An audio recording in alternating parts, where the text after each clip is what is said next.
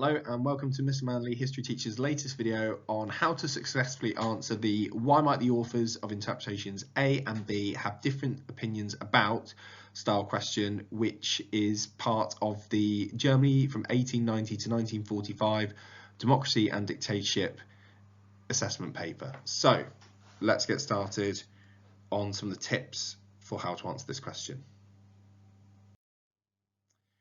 So this is question 2 in the Germany from 1890 to 1945 assessment paper.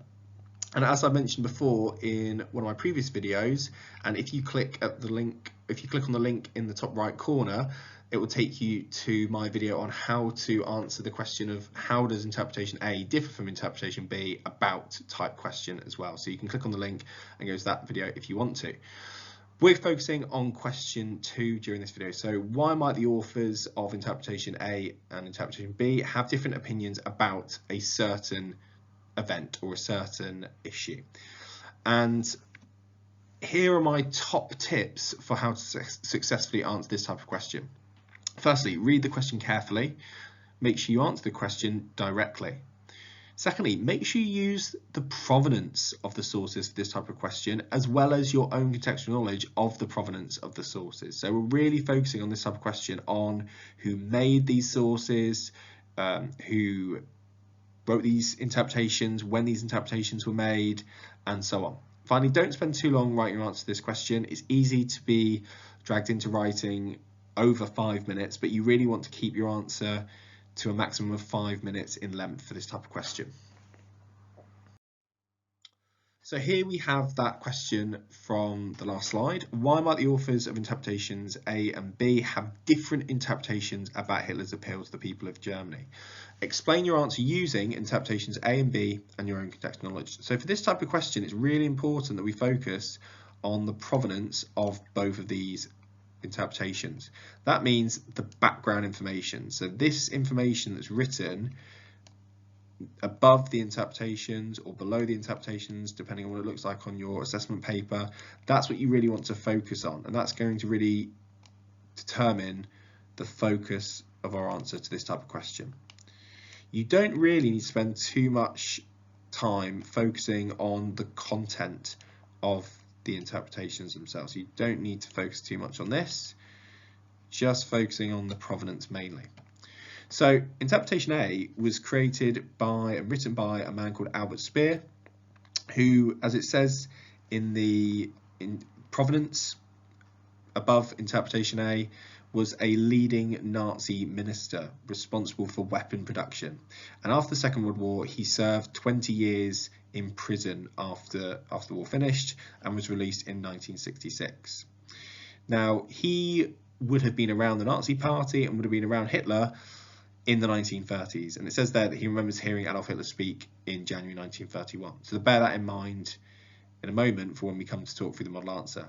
Interpretation B is written by a German journalist and socialist who worked as the Paris correspondent for the American Daily Herald newspaper. So he's German, he's working in Paris, and he works for an American newspaper.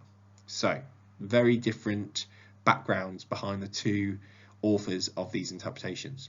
Let's have a look at the model answer now. So interpretation A views what was written by Albert Speer, who was a leading Nazi figure during the Third Reich. So it's the views from Albert Speer, who was a leading Nazi figure. Speer wrote this book whilst in prison after the war. He is likely to have wanted to have distanced himself with some Nazi views, but he wants to put Hitler's speaking and oratory skills in a positive light. Why does he want to do that? Well, it's likely that he would have heard Hitler speak at the time, number one, and also, as we know, he was a leading Nazi figure during the Third Reich, so he had some affinity and some affection for Hitler.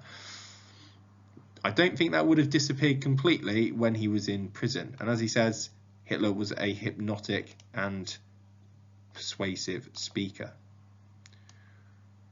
Almost saying that it wasn't his fault that he fell into the sort of lure of Nazi beliefs. On to interpretation B. So on the other hand, interpretation B was written by a socialist. Now socialists in 1930s Germany, in fact going back to the end of the First World War were some of the main opponents to Nazism. So interpretation B was written by a socialist and likely opponent of the Nazis, because socialists generally disliked Nazis and their beliefs, who was less likely to want to grant Hitler with any praise. Again, we've used the provenance of the source there to give our opinion as to why interpretation B is likely to be different to interpretation A. As Schiff worked in Paris in the 1930s, he may not have had the chance to hear Hitler speak. Again, we're using the provenance of interpretation B to inform our answer to the question, but would have known about the effects of the Great Depression, especially on Germany. Again, we're using the provenance of the interpretation, the background information of interpretation B, to guide our answer to the question.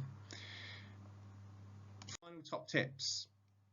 Let's recap them very quickly. First of all, read the question carefully. Make sure you answer the question directly. Make sure you use the provenance of the sources or the interpretations and your own contextual knowledge of the provenance. So read it carefully. Think, why might this person have this particular view, and why might this person or interpretation have a different view to the other person or the other interpretation? And finally, don't spend too long writing your answer to this question. 2 or 3 minutes on each interpretation is the maximum amount that you should look to spend. I hope you enjoyed the video. Give it a like and subscribe to my page, Mr. Manny History Teacher, if you haven't already done so. Thanks for listening.